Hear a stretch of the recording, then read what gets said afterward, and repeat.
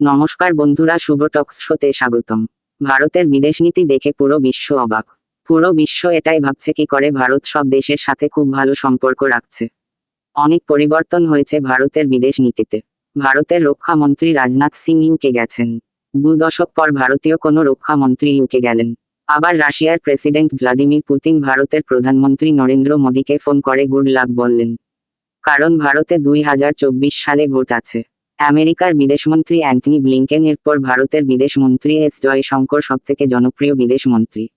এই মুহূর্তে ভারতের বিদেশমন্ত্রী এস জয়শঙ্কর ইরানে গেছেন। ইরানের সাথে ভারতের খুব ভালো সম্পর্ক।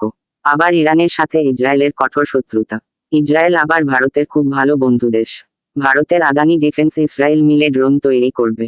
এই সবকিছু দেখেই পুরো বিশ্ব অবাক যে কি করে ভারত সবার সাথে ব্যালেন্স করে চলছে। ভারত পরিষ্কার ভাষায় পুরো বিশ্বকে বলে দিয়েছে ভারত সব দেশের সাথে সুসম্পর্ক রাখতে চায়। ভারতের বিদেশমন্ত্রী এস জয়শঙ্কর ইরানে যাওয়ার কারণ হলো কিছুদিন আগে লাল সাগরে ভারতের একটি বাণিজ্যিক শিপের উপর হামলা করেছিল ইয়েমেনের হুতি বিদ্রোহীরা। এর জবাবে ভারতের রক্ষা মন্ত্রী রাজনাথ সিং বলেন যে এই হামলার কঠোর জবাব দেবে ভারত।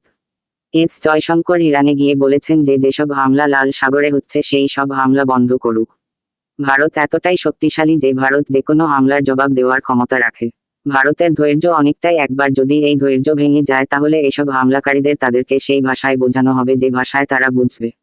এবং তিনি এটাও বলেন যে এই হামলাকারীদের যে সব দেশ সহযোগিতা করবে তাদের উপরও কঠোর ব্যবস্থা নেবে ভারত।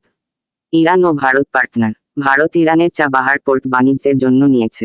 যেটা আজ দিয়েছে সেটা কোনো দেশ ইরানকে দিতে পারবে না। ইরানি ভাষা।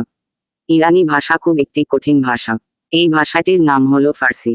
ভারত সরকার তাদের নবম ক্লাসিক্যাল ভাষায় এই ইরানের ফার্সি ভাষাকে স্বীকৃতি দিল। প্লিজ বন্ধুরা, চ্যানেলটিকে সাবস্ক্রাইব করে দেবেন এরকম ভিডিও পাওয়ার জন্য।